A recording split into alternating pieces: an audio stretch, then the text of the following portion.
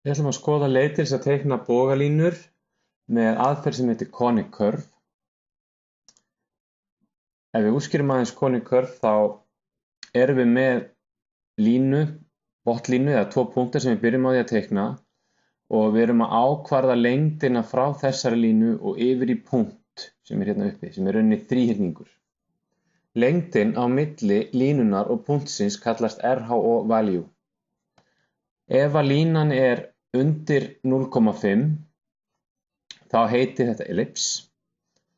Ef við erum akkurat í 0,5 þá heitir þetta parabóla og ef við yfir 0,5 þá heitir þetta hyperbóla. Þetta eru heitið á ensku. Skoðum aðeins hvernig þessi teikni möguleiki virkar. Ég ætla að búa til nýtt skjal. Smelli hérna, förum í skets og förum í Conic Curve.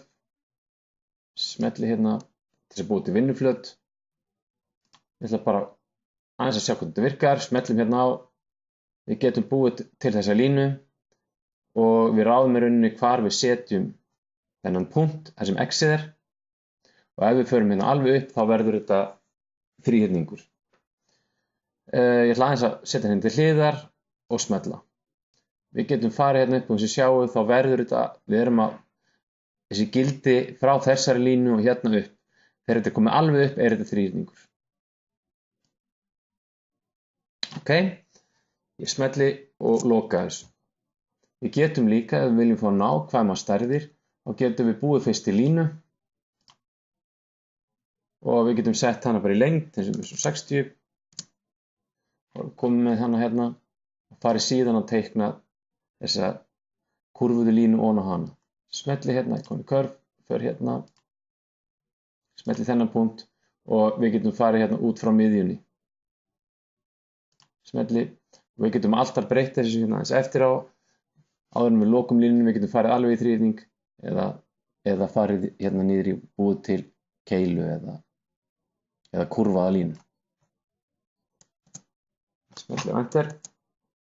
Með því að ýta á D-takkan á lyklaborðinu þá fáum við Sketch Dimension möguleikanu hérna og þá getum við farið og smellt í línurnar, í punktana og sett inn tölugildi á milli punktana.